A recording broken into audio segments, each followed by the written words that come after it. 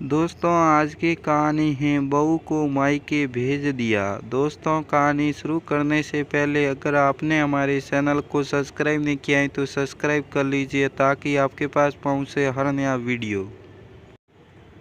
अरे बहू, पता है शर्मा जी ने अपनी बहू को फिर से मायके भेज दिया क्योंकि उसने अपनी सास शर्माइन का पलट कर जवाब दे दिया था।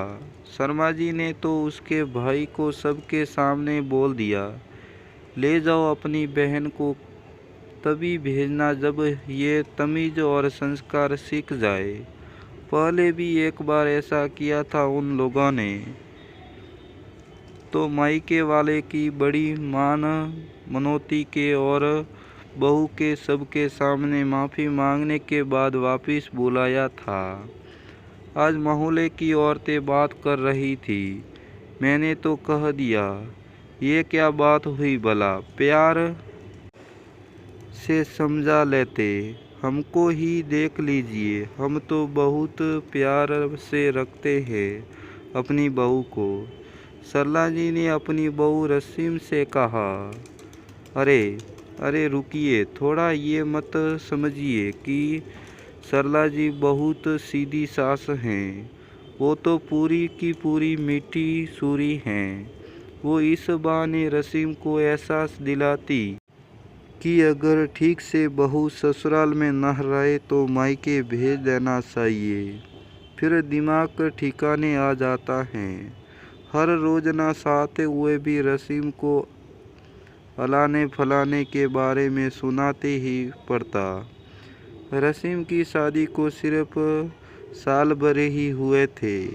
वो इन बातों को टालने की या सुन के अनसुना करने की कोशिश करती। रसीम का तो मन ही जानता था कि सरला जी कितनी सीधी सास हैं, लेकिन कहे किससे, क्योंकि सबके सामने तो वो ममता और महानता की मूर्ति बन जाती। रसीम को अंदर ही अंदर बहुत गुस्सा आता, लेकिन चुप रह जाती। एक दिन रसीम ने कढ़ी बनाई, लेकिन उसमें नमक डालना ही भूल गई। जैसे ही सबको परोसने गई, उसको याद आ गया कि उसने कढ़ी में नमक नहीं डाला है। तभी सरला जी आ गई। रसीम को कढ़ी में नमक डालते देखकर कहा, अरे बहू नमक डालना भूल गई क्या? हाँ माँ जी, अच्छा हुआ, परोसने से पहले ही याद आ गई। हाँ ठीक कर रही हो, पहले ही याद आ गया। अरे मुझे इससे जुड़ी शर्मा जी के घर की बात याद आ गई। अभी शर्मा जी के घर में रही तो वो तो तुमको तो मायके ही भेज देते। उनकी बहू ने भी एक बार सब्जी में नमक नहीं डाला तो उन लोगों ने उसके मायके वालों को बुलाकर उसको मायके भेज दिया।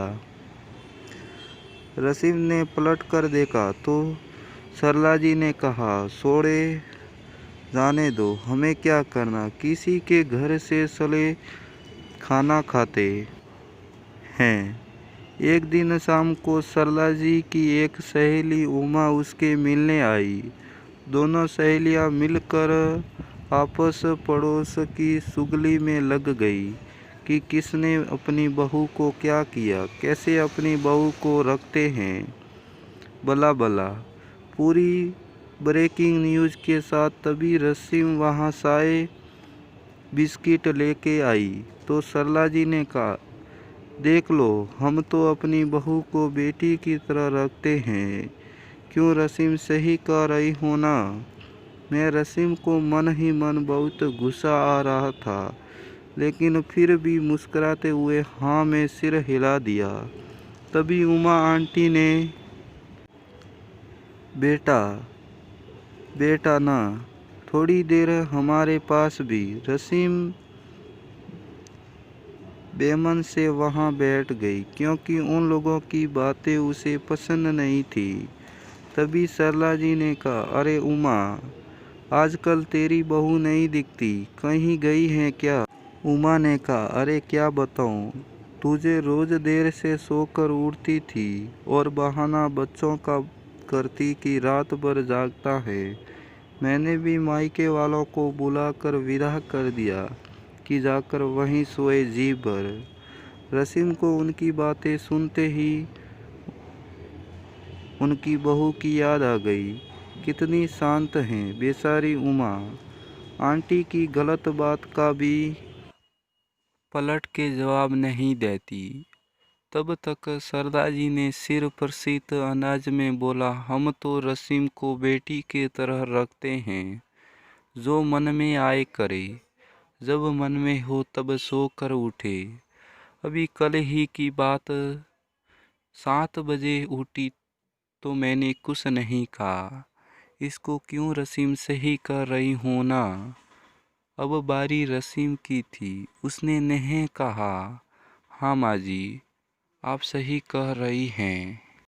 वैसे एक बात बताऊं, मैं तो किसी के भेजने से मायके नहीं जाऊंगी।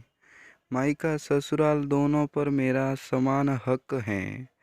जब मेरी मर्जी होगी या जब जहाँ मेरी ज़रूरत होगी, मैं वहाँ खुद अपनी मर्जी से जाऊंगी, न कि किसी से भेजने से।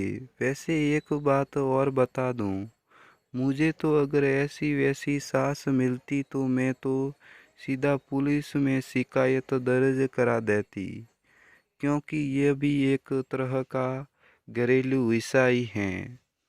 फिर पता चल जाता कि कौन कहाँ जाएगा। खैर, मैं क्यों चिंता करूं, मुझे तो सीधी सास मिली हैं, तो मैं मायके नहीं भेजी जाऊंगी। मैं तो अपनी खुशी से मायके जाऊंगी, क्योंकि माँ जी सही कहा ना मैंने। अच्छा, आप लोग कंटिन्यू कीजिए, मैं चलती हूँ। वहाँ बैठी सरला जी और उनकी सहेली उमा आश्चर्य से रसीम का मुंह देखने लगे, क्योंकि उनको इस तरह के जवाब की शायद उम्मीद नहीं थी। तो दोस्तों, इस वीडियो से आपकी क्या राय है, इसे कमेंट करके हमारे को ज़रूर बताएं और इस वीडियो को लाइक और शेयर करना बिल्कुल ना भूलें।